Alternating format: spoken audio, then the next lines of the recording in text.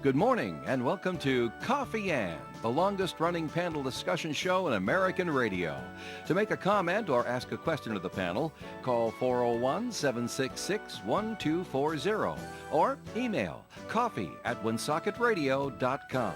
And now, let's join the Coffee Ann panel. We shall do that right now. It is Coffee Ann on ON, AM, and FM. Thursday morning, it's October 12th. Thanks for joining us. This is Joe Callahan. Across the table from me, attorney Bob Lauder. Good morning to you, Bob. Good morning. Good to be with you. Good to have you here. We expect Sue Tessier McKenzie to be joining us relatively soon, and a member of the Woonsocket Police Department to be joining us closer to 8:30. So it's just me and you, Bob, for the foreseeable future. So you were down at Autumn Fest. Yes, What is so were you. What is the best part of Autumn Fest for you? Well, I'm kind of regulated to the main stage area, so I don't see too much else. I do walk around a little bit, so it's always the entertainment for me that's the best part of Autumn Fest because it's free.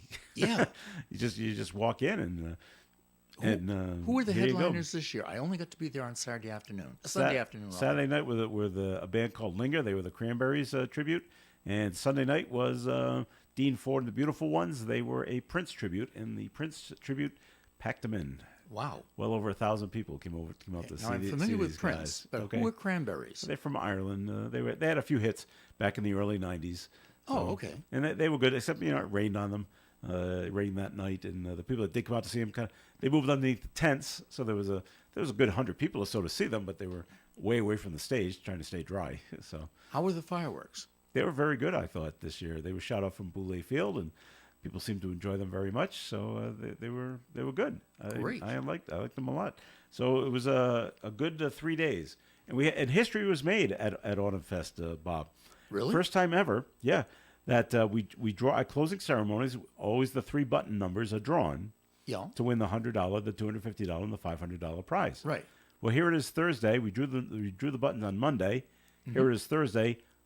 All 3 buttons have claimed their prizes. Fantastic. This has never happened where it's happened in the first week. Usually, at least one forgets to claim their prize, and we have to pull another button and then pull another button, and last a couple of weeks before we actually get the prize winner. But no, all 3 people came forward with their button numbers, and all 3 prizes have been claimed. So I can take the masking tape off mine Yes, where I wrote in the number, and it won't work this year. It won't work that year? Oh, darn. Congratulations to Lorraine Cloutier. She was the $100 winner with button number 4468. Happy birthday. Congratulations to Courtney Clark. She had button number 5088. That was the $250 prize. And a congratulations to Tabitha Westerheis from Missy's Family Restaurant. She had button number 2475. She had the $500 button. So, and they've all got their checks. And our 50-50 split the pot winner got his money on Monday night as well. He was in the audience when we pulled out the ticket. Wow. So he got his money, $503. Nothing to sneeze at there. Gee. So we're all set to go we're getting ready for next year. No more pulling the buttons week after week after week. I did not hear on the radio yesterday whether or not anybody had won the gazillion-dollar lottery. Yes. They did. $1.73 million was won in California. California. They always seem to win it. When they give us this high, for some reason, California wins it all the time. So Fraser County or Fraser, California is where the ticket was sold. A person or persons has not come forward yet, but so Powerball goes back to the measly $20 million prize on Saturday. So yeah, but $20 million for most ordinary people like me, that would be a really that'd be great. Okay. So yeah.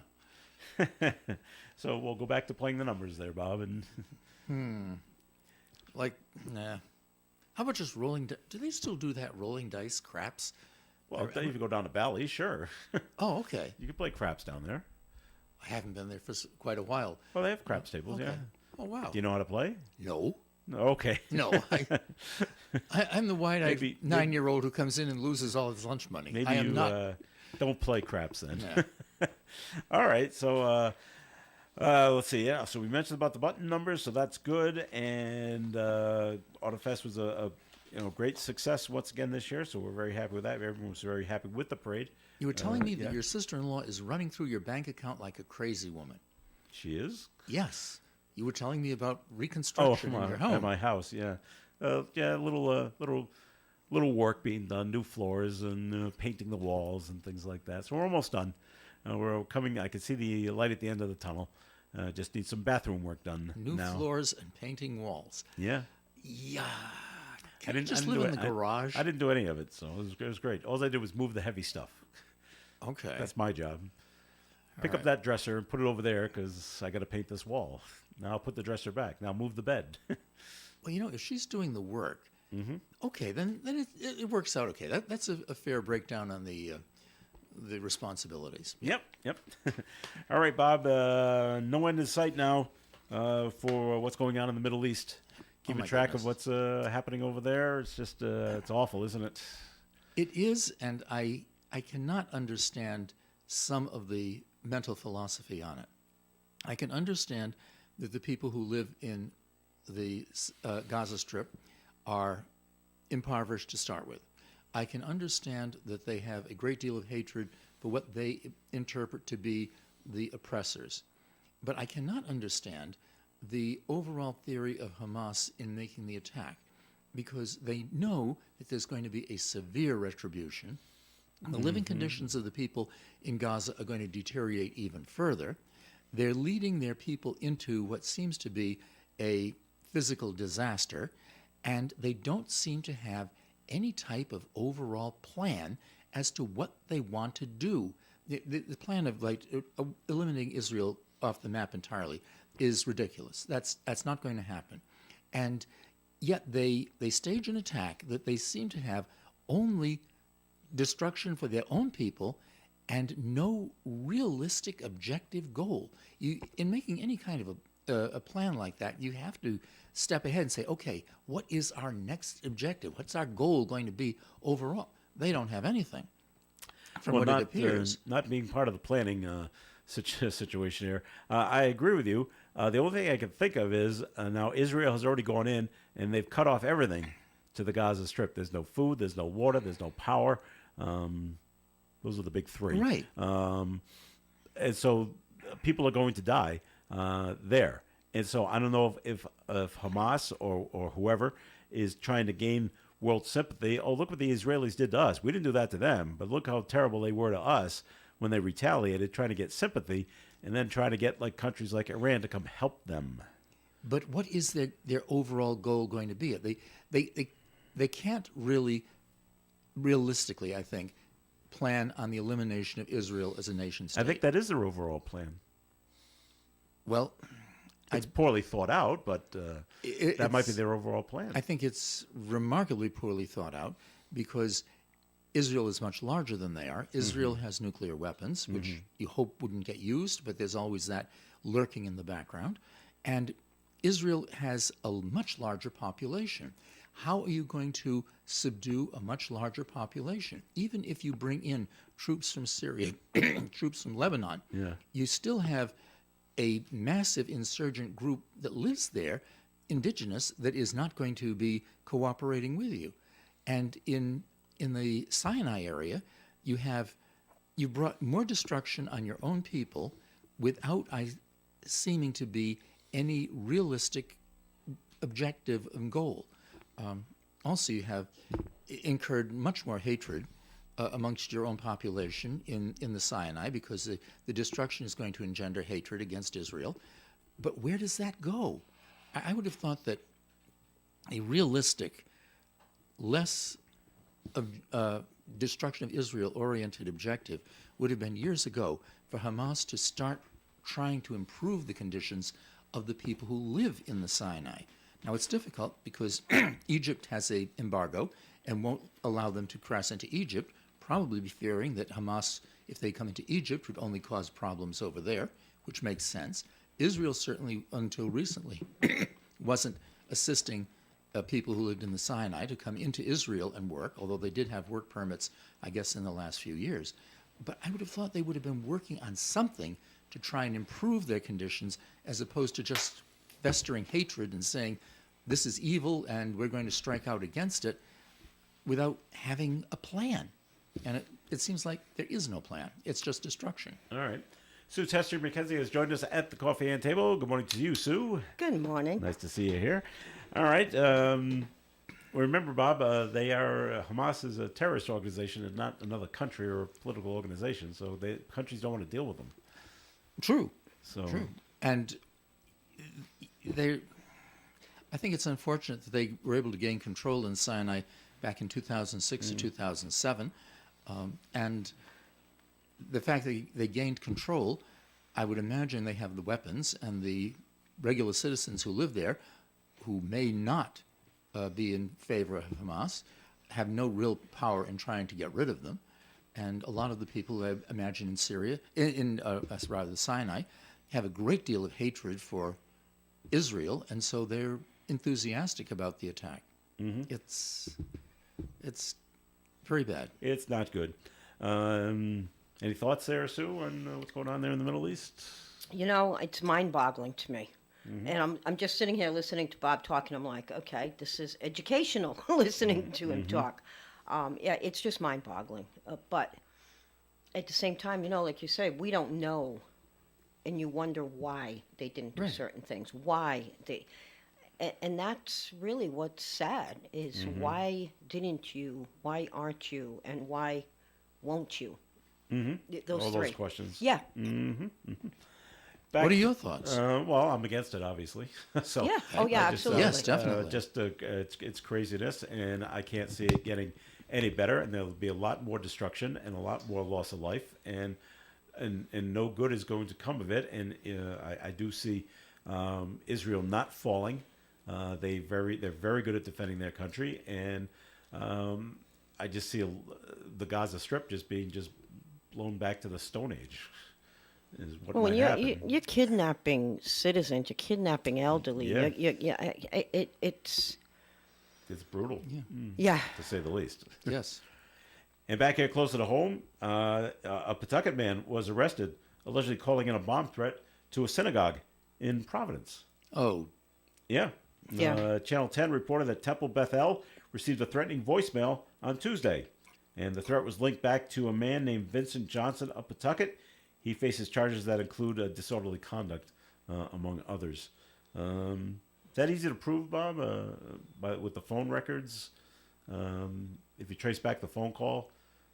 you can find a lot of things on telephones. Yeah. One of the cases I could bring up sometime in the future it involves police making a arrest down in one of the Pawtucket or Providence, where they were able to get the information from the cell phone company as to the location of the individual so that they could swoop in on him and actually arrest him at the site. Mm-hmm.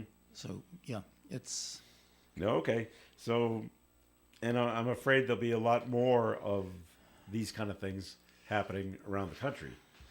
That's what's sad. Well, there was just a protest, and I can't remember if it was local. I say local, not local here in Rhode Island, but it wasn't in Israel or anywhere else. It was, in the United States. There was already a protest, and it's just going to get more and more. And I heard this morning there was the protest, something about a student at NYU, one of those people that blame Israel. It's all their fault that they got attacked, kind of thing. And this person was going to be a lawyer, well, is a lawyer, and was offered a job at a very prestigious law firm in New York City, Wilson and something. I'm not sure of the name of it, but anyway, they rescinded the offer. Wow. Nice. Well, you have your First Amendment rights. Go ahead and say whatever you want, but we're not hiring you. Well, Exactly. the law firm may have thought that someone who was taking a public stand on something like this, where the public stand was not probably in accordance with the prevailing feeling of the law firm, didn't want to have someone involved with them who was espousing a different thought. That's right. That's basically what they said. This is not Yeah. inclusive with our views of what's going on. So Right. we will no longer offer you this position that probably paid very, very well at a very prestigious New York law Well, firm. that just So happened that to, was the city councilor that had bought drugs, was found in his car, basically passed out. I think it was him. The one in Cranston? Yeah, I don't want to name names in case I don't have the right guy, but I think it was him. It was just on yesterday. And also a lawyer, and they rescinded something. Like whether it was his employment or whatever it was the guy. It was just on yesterday. Channel 10, I saw it on. You mean I have to be on good behavior when I'm around here now? Somewhat. Right? Ooh, this is Right? getting scary. Yeah, but you can't rescind yourself, so you should be you should be okay. My staff will fire me. They probably have many times. Your secretary? Yes. All right. Legal assistant. She's more than a Oh, secretary. Sorry. All right. More coffee ad coming your way. We ask you to please stay tuned. Krakow Deli Bakery and Smokehouse offers authentic homemade Polish food to make your next meal real special. Try our many varieties of hot and fresh pierogi with onions and dirty sour cream, or pick up golubki, kielbasa, babkas, or some fresh rye bread. We also offer a large selection of specialty and imported goods. We're open Tuesdays, Thursdays, and Fridays from 9 to 6, Wednesdays 9 to 5, and Saturdays 8 to 5. Follow us on Facebook to learn about our weekly specials. Located at 855 Social Street in Woonsocket, Krakow Deli Bakery and Smokehouse has all the authentic Polish foods you love. The Coffee and Panel is enjoying coffee from Down East Coffee in Pawtucket. They're a 62-year-old family business that roasts all its coffee right here in Rhode Island. Founded originally as Excellent Coffee Company, they provide great coffee to food service establishments throughout New England. Have you heard of Scott McGee with Remax Properties? He's been selling real estate in Rhode Island and Massachusetts for the last 17 years, and you can see that he loves what he does. Scott, as well as his team, take pride in what they call the fair and honest team. No gimmicks. And no, they're not buying your house if it doesn't sell, etc. Just fair and honest real estate. Scott personally works with tons of sellers and buyers and specializes in residential properties as well as commercial, and he's always very fair and offers super competitive rates. Remember, this is probably the biggest move in dollars that you will ever spend or receive. You want to go with a trusted and experienced agent. Scott is fair, honest, and modest, always puts the clients first, and he also dealt with literally almost any situation. You really need to look at your real estate needs as a business. You want to pay and get the right money now so that you're not paying for it later. Trust me. So why not give Scott McGee a call at 401-639-2906. That's 401-639-2906. All right, Scott McGee's House of the Week is up online right now if you want to take a look at it. It's a house out in Burrillville.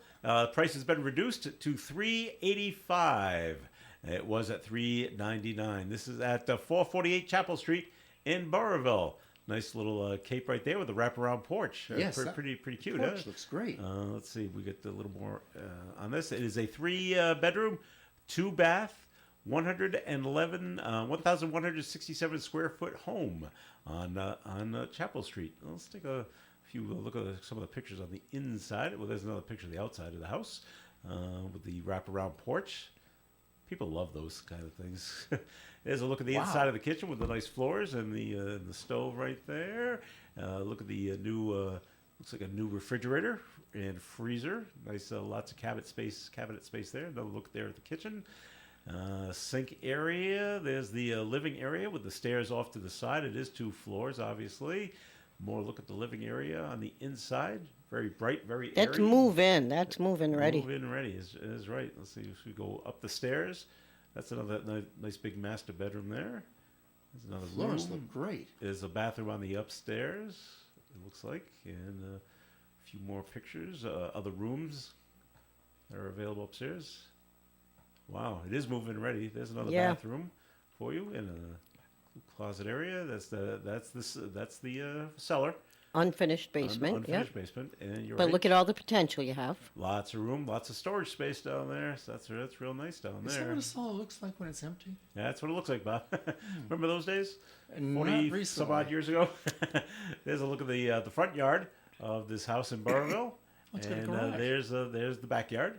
Look, you got pretty decent land there. So nice. This is on Chapel Street in Harrisville.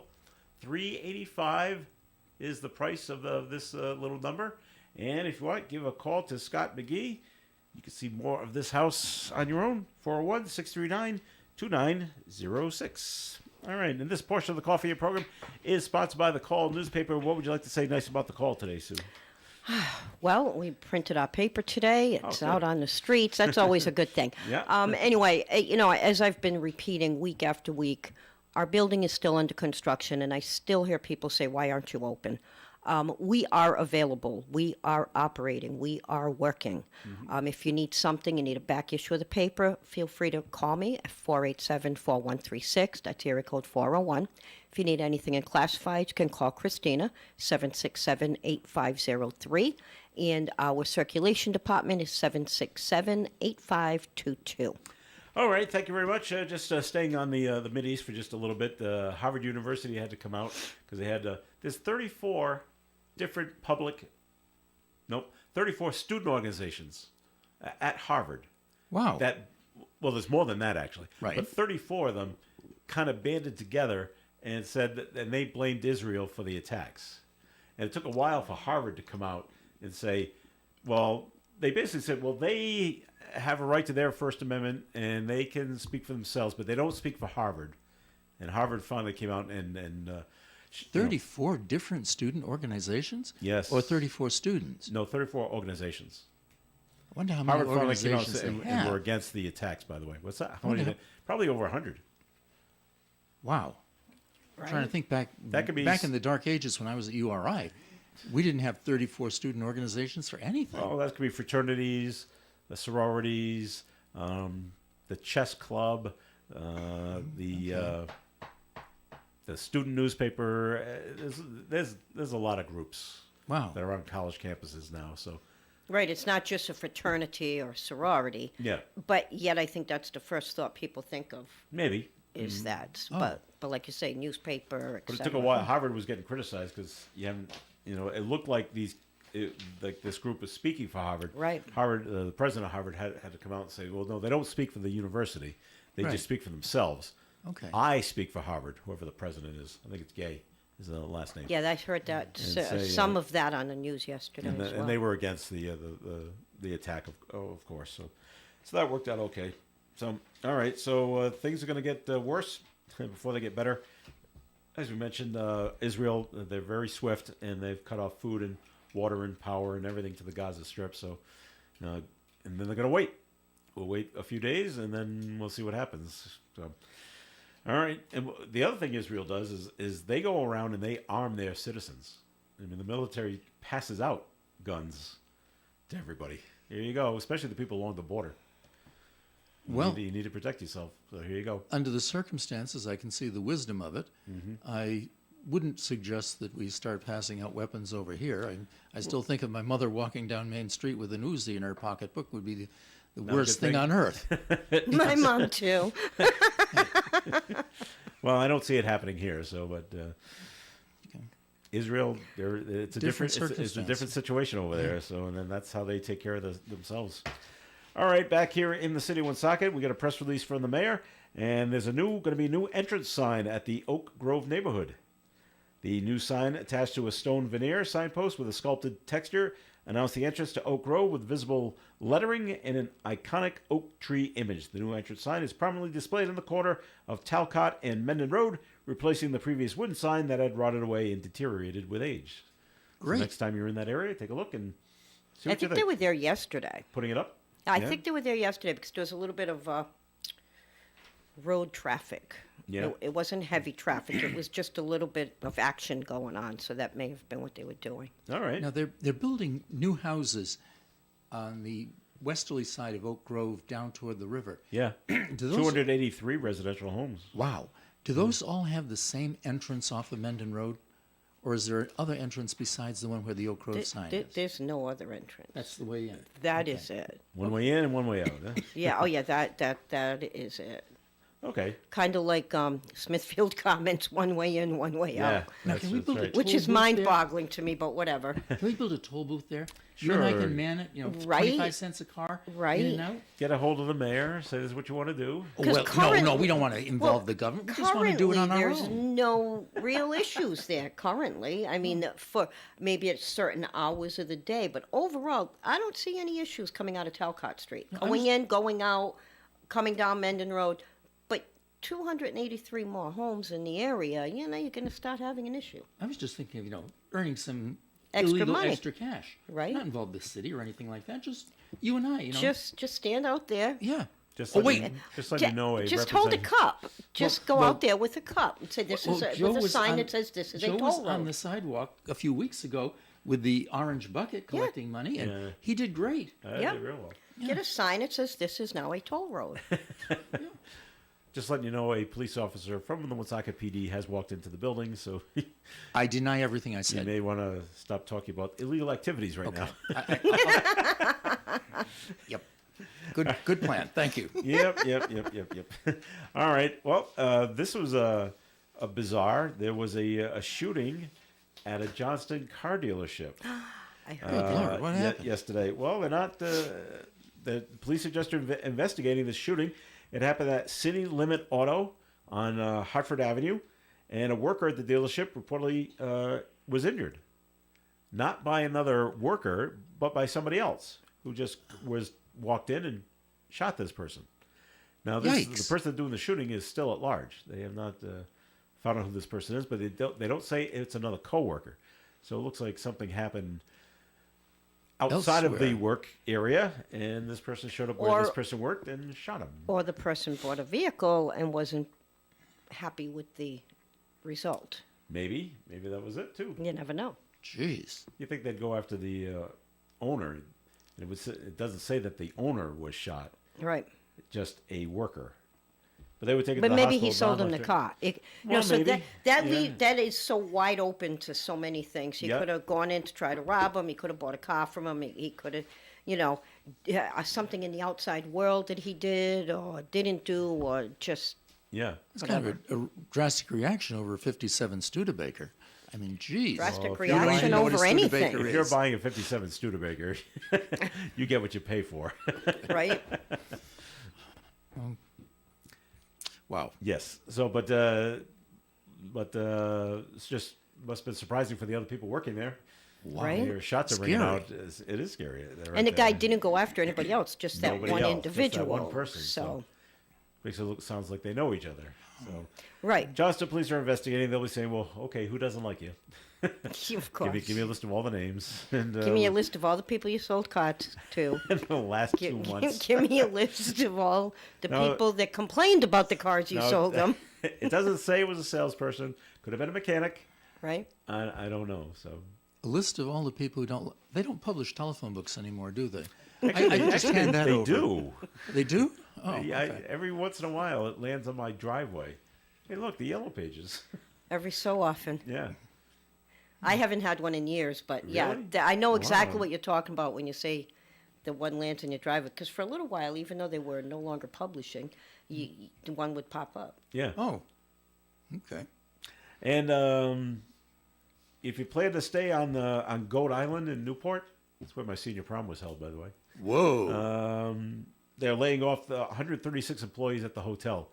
We're coming into the slow time of year, I guess now. That's tough. Yeah. Layoffs at the Newport Island Harbor Resort expected to take effect in late November. The building is scheduled to undergo renovations. So maybe they're closed.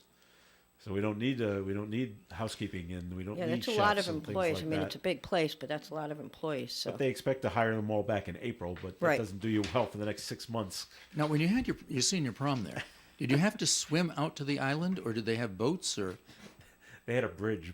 they had a bridge? Okay. I was just going to say, Bob, there's a bridge that gets to it. I'm just looking at him like, I'm just trying to bust him up. It's funny. oh, you're this was- talking this was, age-wise. Yes, Did you? yes. and Did this you was just take a before the boat? year people started taking limousines. Yeah. So I drove to my senior prom. Okay. So here I am coming home, and I was completely lost. Oh, I had, jeez. I'm like, I said, I don't know where I am to myself. Didn't say this to my date. And I'm like, but whatever road I was on, it kept saying north. I said, well, that's a good sign. Yeah. I said, it's a small state. Eventually, I'm going to run into 95 or 195, and I will know where I am. And I did. I ran into 195. Oh, perfect. Go west. Oh, so into, you into went way the Providence. other way. Yeah, you went. Yeah, I was like, I don't know you went where. around. I Okay, don't know got- where I was. I think Yeah, I went we've up all through done that. Portsmouth and We've that all area. done I'm like, that. wow, where am I going? Even my limo days, boy, I'll tell you. I can remember taking a wrong turn going into Boston, and I was training a driver, and I said, I went the wrong way. Yeah. I wonder if they noticed that the cityscape is now behind me. So I had to, maneuver around. Why is Boston behind us? Yeah, right. I remember going to my senior prom, borrowing my dad's car because I wanted to impress the girl I was taking. Took the car through the car wash. It was January. Car looked great. Brought it home, put the window down, and the window had frozen so it wouldn't come back up. And my dad is sticking it up with duct tape so it'll hold up and I'm thinking, this is not not good. not impressing. Not at No, all. that's good. All right, we're going to take a break here on the Coffee and program. So, Sue, it's time for a second message from the Call newspaper. Already. Already, Well, yeah. be on the lookout for our pull-out section. First of all, the advertising side of it ends today. So if you have not heard from me or anybody else in the office, give me a call. Call myself 401-487-4136. As you can imagine, we have a lot of people to contact, but it will be coming out at the end of this month, so you'll be able to get that pull-out section and see who your favorites are. All right, very good. Time for the forecast right now. Forecast being sponsored by Unbound.org. Mostly sunny skies today with a high of 68 degrees and a calm wind. Tonight, mostly clear, overnight low of 43. Friday's weather, sunshine and 61. Saturday, a partly sunny sky and 62. Sunday, partly sunny and 59. Monday, mostly cloudy and 57 with a 40% chance of a shower Monday. 40% chance of a shower Tuesday as well, mostly cloudy with a high of 56. And next Wednesday, partial sunshine with a high of 58.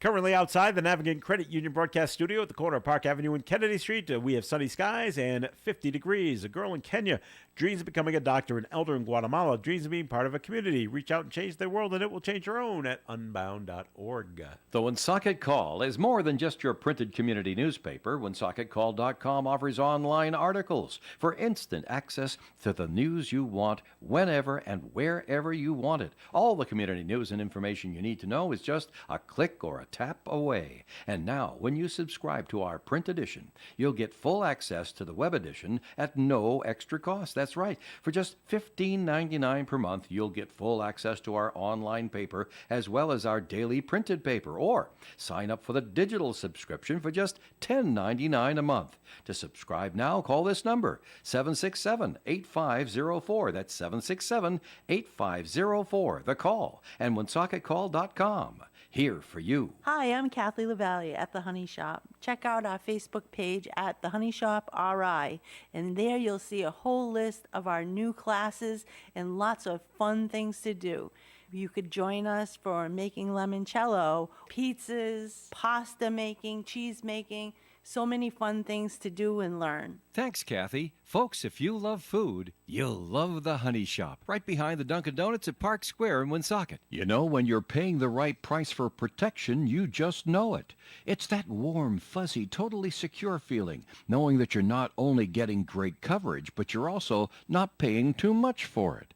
And when it comes to your insurance, there's no one better at getting the right price for your protection than Allstate agents Kara and Celeste Benjamin, because they know when it comes to your bank account, every penny counts towards something bigger, something better. Like a nicer car, that home update you've been dreaming of, or a phone that's fresh out of the box. Those little or big things that we work so hard for. And Kara and Celeste Benjamin want to help you work a little less by getting you the coverage you need and the savings you deserve when you switch to Allstate. Contact Kara and Celeste Benjamin at the Benjamin Agency. One agency, two locations in North Smithfield and Bellingham. 765-5000 for a free quote today. Allstate, you're in good hands. And you're in good hands with Kara and Celeste Benjamin at the Benjamin Agency. Savings vary based on the average annual savings reported by new auto customers surveyed in 2019 who switched to Allstate. Hello, this is Manny Brando. I hope you will listen to us each Sunday morning at 8:30. I will sing your favorite songs, and my wife Virginia will organize everything. That's right, Manny. It's the Manny and Virginia Show every Sunday morning at 8:30 on ON, AM, and FM radio. It is Coffee and on ON Radio. Thanks for joining us. I'm Joe Callahan here with Attorney Bob Lauder. Sue Tessier McKenzie from The Call is here. And we're being joined at the coffee table by Deputy Chief Tom Caluro. Did I say that right? You absolutely did. Excellent. We'll be talking to the Deputy Chief in just a second. But Bob, it's time for a first message from your law office, please. Thank you. Good morning. This is Attorney Bob Lauder. A recent news article reported that former President Trump has instituted litigation in the United Kingdom seeking damages for alleged libel and slander. Well, I cannot tell you about the laws in the United Kingdom unless I consult with my cousin, who's a barrister in England. I can tell you a little bit about laws of libel and slander in the United States as they pertain to public officials. The most recent case in Rhode Island is that of Henry versus Media General Operations, Inc., and was decided just 2 years ago. The case arose when a local television station broadcast allegations of malfeasance on the part of a public official. The official sued the station and some of its reporters. The official claimed the allegations were not true and had been reported as an act of malice. The official sought financial compensation for the alleged injuries.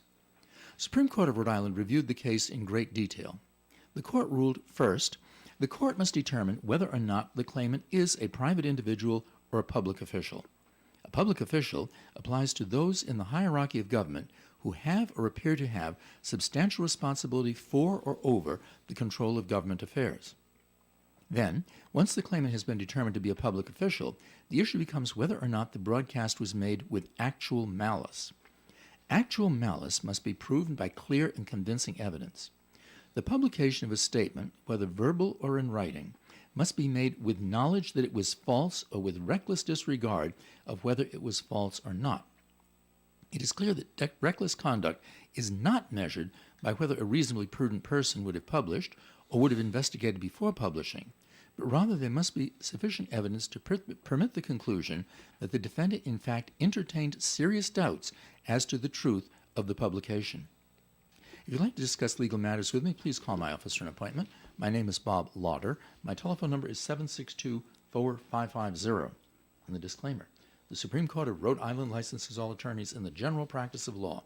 The court does not license or certify any attorney as an expert or specialist in any field of practice. Thank you. Well, that leaves the question, Bob. Does that mean are we public people or are we private people? Even though we're talking on the radio, what does that make us? I would imagine you would be, if we're talking about a public official, then you and I and Sue would probably be private individuals, All right. but the deputy chief is probably a public individual. So that if we said something about him, the standard is higher for him to prove against us with malice. I see. As an individual, it's not as high. Yeah, so that means the cheap seats are full and you can throw rocks at me. Whoa! Yes! That's what that means. Not that we cheap want seats. to. The cheap seats are full. Throw rocks. That's what that means. All right. Very good. Well, thanks, Bob. All right. So, Deputy Chief, we just had Autumn Fest. Relatively calm. Yeah, Autumn Fest this year. it was it was a success on our end. We had a lot of people work a lot of hours, but it was a safe event. I mean, we did make some arrests on one of the nights, but they were all juveniles. Yeah. And it's the same core group of kids that we have a real close Problem with anyone Relation. look at. with. Yeah. There's a small group that is a little out of hand. So tying them into those fights was pretty easy. But other than that one instant, everything else was a quiet, well-run event. The parade as well went well. Were you in the parade? I wasn't. So the traffic lieutenant generally handles the parade, but he was at school for the week, so I Okay. took the parade back over. So I was at the chute at the top of the parade route for the entire event. Okay. So I didn't walk in it, which was, I don't know, that it would have been my first year walking in it, but it was nice to get back into the traffic side of the house and to run it from the top. Very, very well run. Tom Gray did a great job. He Great. really did. He did a great job. And the police, they go in and they cordon off the streets and like that. What I noticed one time, because I was here at the station, and then I had to get over to the park, so it was around 9 in the morning, but Clinton Street was blocked off. Yeah. Why is that? That was actually a and thank you for finding that out, because it was the only real miscommunication in the entire event. But that the way that the schedule was out, that intersection had a person in it, and they assumed that they were supposed to be shutting the road, and we've never shut Clinton Street off. So Yeah. Right. I had other people floating the route. This was the least amount of people that we've ever worked that event with, just basically because we're short staffed. Yeah. And and so I had people that had done it years past running the route to make sure that there weren't gaps in it anywhere. Yeah. And then there was the realization, oh, if somebody shut down Clinton Street, like, what are we doing? So we went and reopened it. Oh, okay. So this year, all the roads were left open and passable until 9:15, and then we hard stopped all Everything. traffic. And then 9:30, the parade stepped off exactly 9:30 on time. Great. It was a success. You know, one thing with the Autumn Fest that I've noticed over the years, many years, because there is so much parking in the area on all sides of the park, for the most part, there's never real traffic. Like to Yeah. get there. I mean, you have the police officers stopping, letting people cross the street and all that. But I've never, in all the years I've lived here, had a problem in the city driving around Autumn Fest. It's always been so well controlled. No, it really is, and the way you really see that, like when you're trying to get in and out of the Bristol Parade, is a nightmare. Exactly. You're trying to get down Yeah, to even Washington County Fair. Yeah, one you're road sitting in in, traffic. one road out, and you're just sitting there getting Yeah. nowhere. The air show is Yeah. another nightmare to get Yeah. get in Right, and out Quonset, of. yeah. So this you're right. There's so much availability of Yeah. traffic in then around that area. It's a great event. It really is. I Well, can glad- remember back in the day when you Yeah. had to, it was so cold. You were wearing heavy winter yeah. clothes. That was when it first started. Climate change, you know. Oh, well, and that's all I keep thinking of every Autumn Fest when I'm putting on my, sandals Yeah. instead of my boots. We always have the red and the green and the gold leaves, and everything's really green. Yeah, yeah. So, all right. Well, glad to hear everything went so well. We also had the Rhode Island Police Cadets come up one day to volunteer to help us out at the park, and some of those cadets will be Woonsocket police officers. Yes, that's the hope.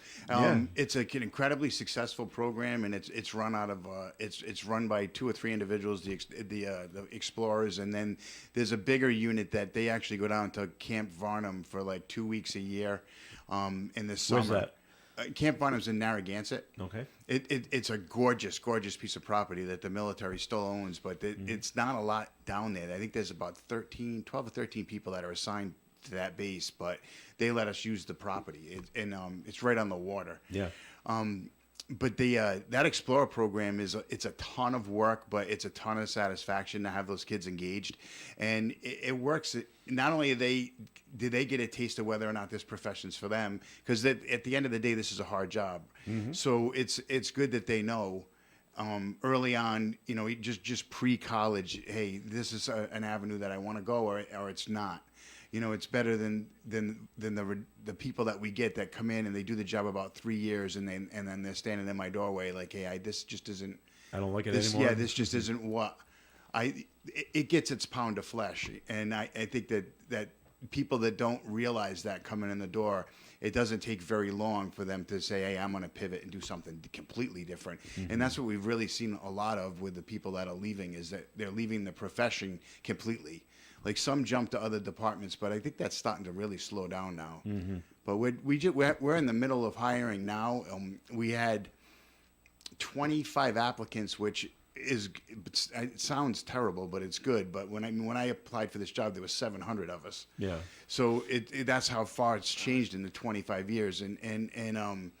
But the people that came through that I interviewed, I was just incredibly encouraged by the quality of the candidate that sat there. So I'm excited about where we're going with our hiring. But it's a struggle. But that program really helps a lot. And I talked to all of them because they marched in the parade as well. Yeah. And I went and talked to all of them, and I'm like, hey, really ask good questions, be open to everything around you, and then decide what you want to do. But this experience is good for you and us as a partnership. So I'm hoping that we can hire them all. Now, you said pre-college, so these cadets going through this program, will they then go to college first and then become police No, officers? you don't have to go that route. And actually, there's still a Rhode Island general law in effect that a municipality will fund your college through master's degree as long as it's in criminal justice. That's been around since Ronald Reagan. But so we will take somebody with a high school diploma.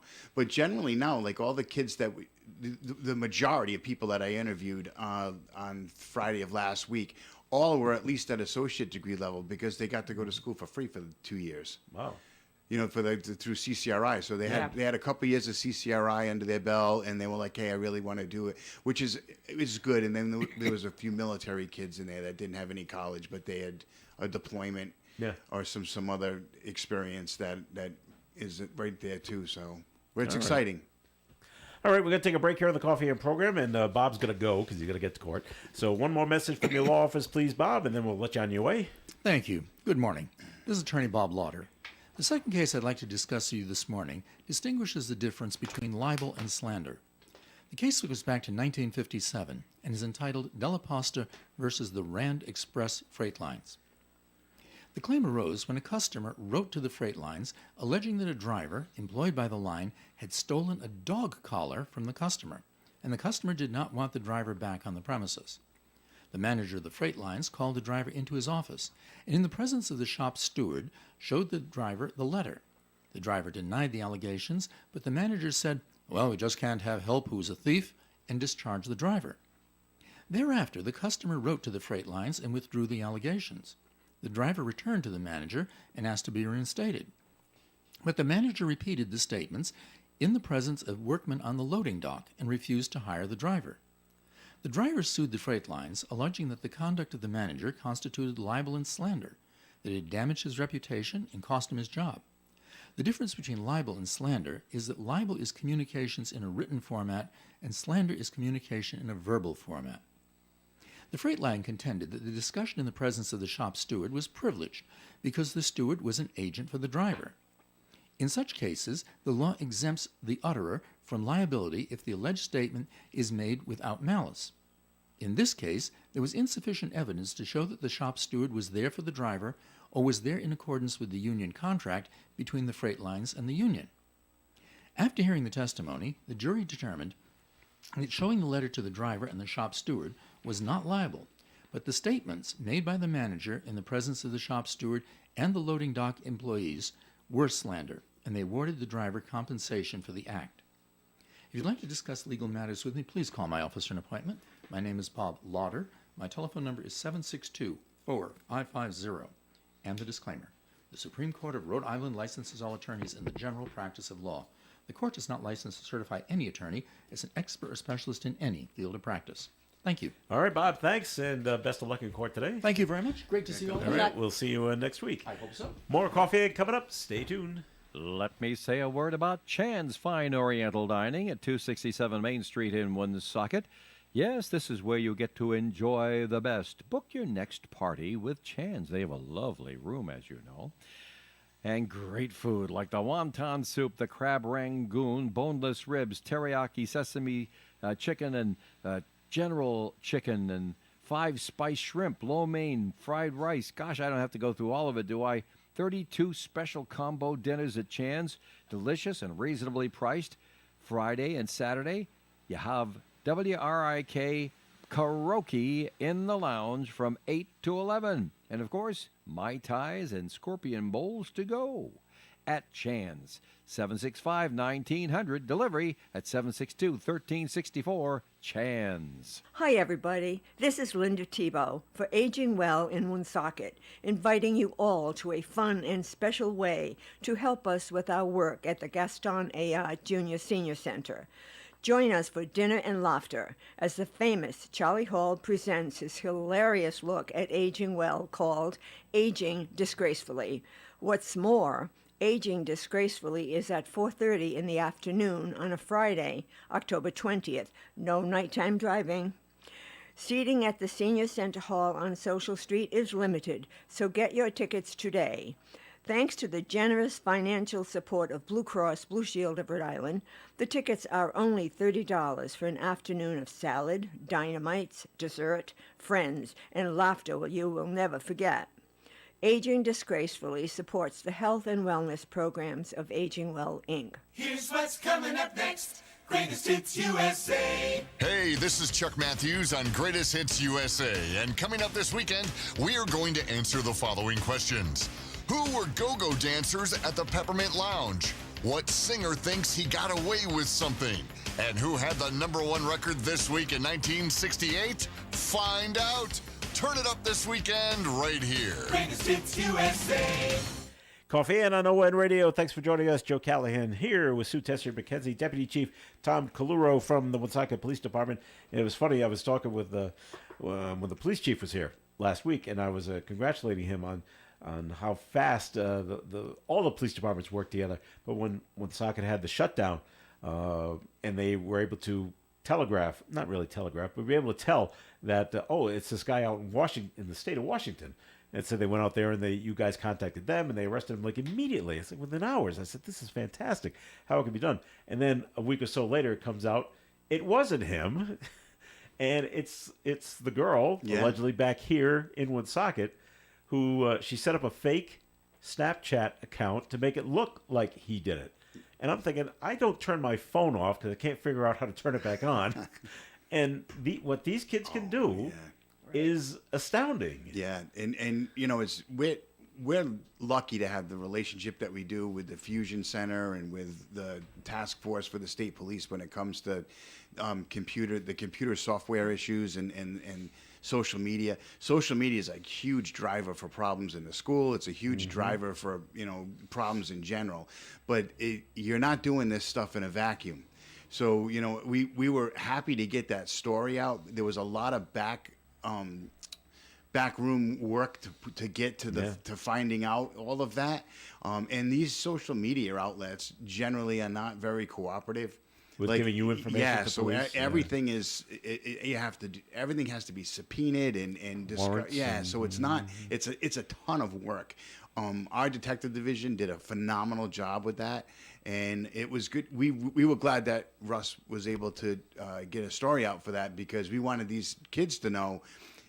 Look, you can create whatever you want to create. At the end of the day, we're going to get to you. We're going to find you. We're going to get to you. Yeah. So it hopefully they'll take the because that was a tremendous amount of work to shut that school down, and you don't have a choice but to err on the side of caution. Well, right. They're kids, and we're here to protect kids for sure. So it was a great job by everybody. And I felt bad afterwards because here are the police 3 hours out in the woods looking for someone who's not there. Yep. What a waste of time and energy for everybody. and resources. And that's just a killer.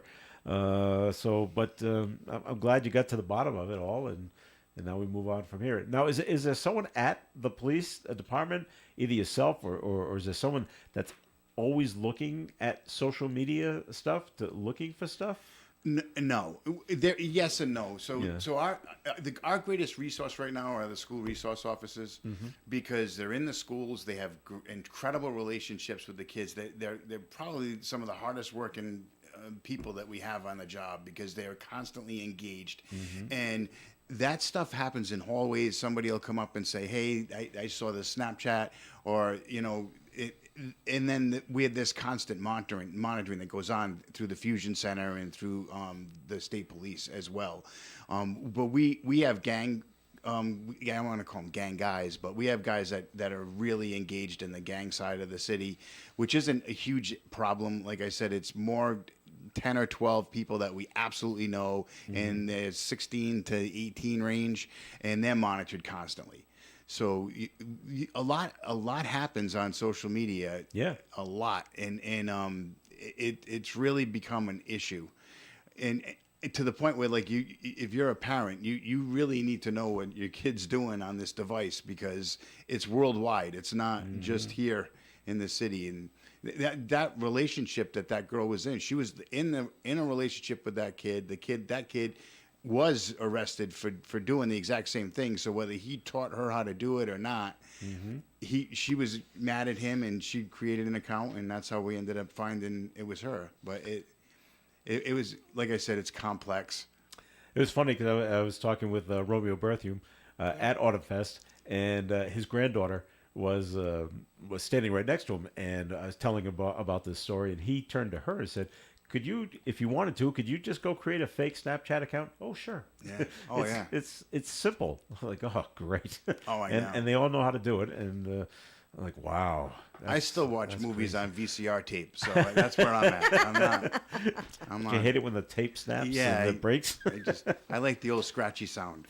I'm bringing it back. I'm bringing back VCR. All right.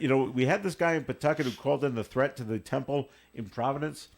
Any issues with the synagogue here in Woonsocket? None to date. There is of course, an added awareness for everybody that's on the job to continually monitor that area as this thing unfolds, right? And I mean, it doesn't feel good.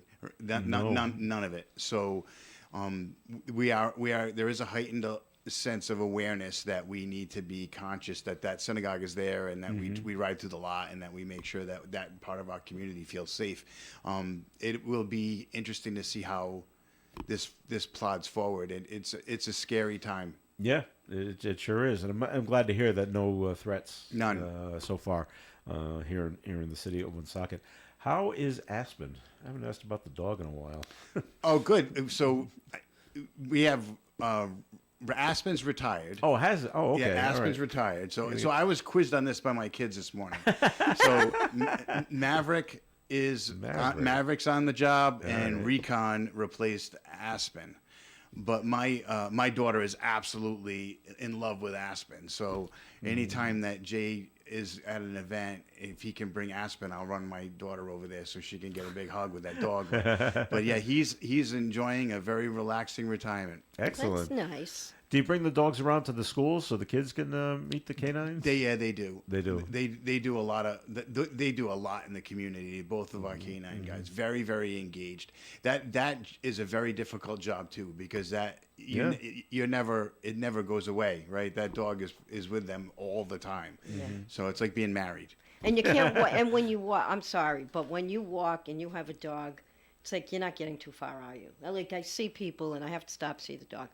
And my grandson, I have a picture of him with the Ben from Franklin's police dog, and it's a golden, is it a lab or a golden? Whichever, adorable. And we saw him when he was just a baby because we had a story in the paper, so I brought him the article, and they brought the dog out. Now, I mean, just adorable. And everybody, especially knowing it's a police dog, they're safe in touching the dog because it's, taken care of, well maintained, and that's why people have to pet the dog. They have to. That's right. All right.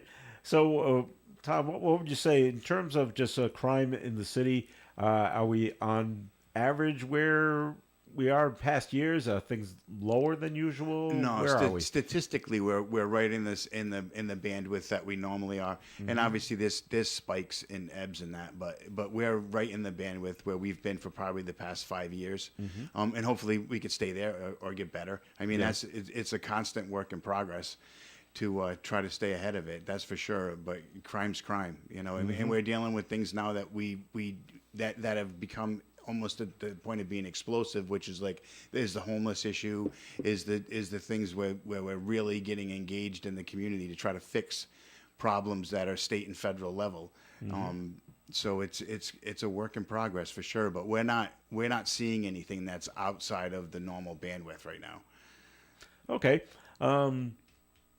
In terms of, I see a lot of equipment that police officers have to carry now. I don't know how they can run, but they seem so weighted down with everything.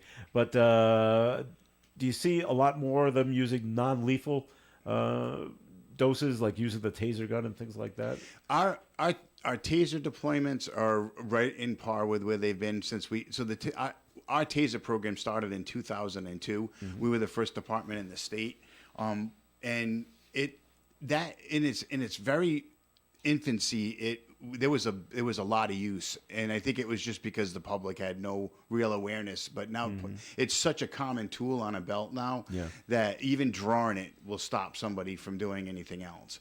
So our spray, our baton, even our hands-on techniques we're right in par with where you would think we would be for the department our size and the crime that we have, as far as the hands-on crime.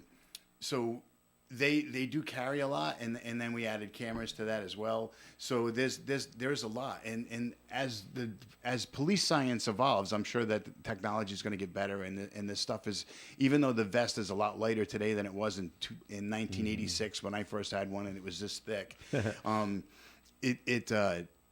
Our guys and gals, they have to be in great shape because you're carrying about 45 pounds of gear at any given time. Wow. So it doesn't take a lot to really start damaging your body. Yeah. So it's something that you have to be conscious of in this job. Are the body cameras up and running now? Yes, the program's up and running. There's about 65 cameras out there on the road. The program is incredibly labor intensive on the administrative piece to it.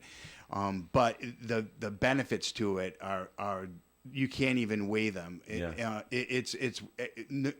It is by far, in the short period of time that we've had it, it has citizens' complaints are completely, our officers are completely exonerated. Oh yeah, okay. By frivolous complaints almost daily.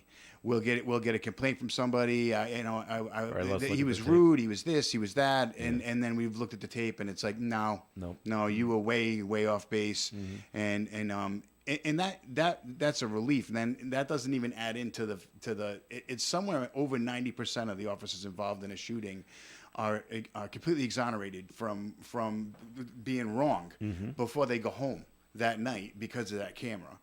So that works out great. If you don't have a camera and you're involved in a shooting like that, you're immediately suspended. Right. You're under an investigation to determine whether or not, and then it goes in front of a grand jury, and then there's a lot of pieces to that are eliminated when there's video footage that can be seen immediately. Immediately, that's great. And that's why I was always confused as to why police unions didn't want the cameras, because in my opinion, I think it's going to help you in the long run a whole lot more than. Oh, and look, this is the technology that exists. It works. It's expensive. Right. There's no doubt about it. And the state, without state funding and continual funding, I don't know if we'd be able to keep the program up and running because of what it costs. But I agree with you. To me, that it's a technological advancement that protects the officer all the time. So I don't know why a union would ever not want right. That and that for was their people. You hear that periodically. This police department doesn't want them because it's like, no, why? You have something to protect yourself and your police officers. Why wouldn't you? Right. It'll be state law, I think, before long. Somebody will push that through, and then it'll be a state mandate. Yeah, it should be. All right, that wraps it up for the show for today. We thank you very much for listening. Thanks to Bob Lauder for coming in today. We thank Sue Tessier-McKenzie for coming in as well. Thanks, Sue. Thank you. Have a great day. And Deputy Chief Tom Kaluro, thanks for coming in. Goodbye, Woonsocket. Happy Thursday. You going somewhere? Yeah. All right. This is Joe Callahan. Have a great day, everyone. Stay tuned for Do You Remember? Gary Smith and the crew coming your way at 9:30. Broadcasting live and local daily from the Navigant Credit Union broadcast studio at the corner of Park Avenue and Kennedy Street. This is WOON Woonsocket Radio. And now, the news. A ceremonial bill signing by the governor yesterday afternoon in Providence for a free tuition program for eligible students at Rhode Island College. The mostly state-funded Hope Scholarship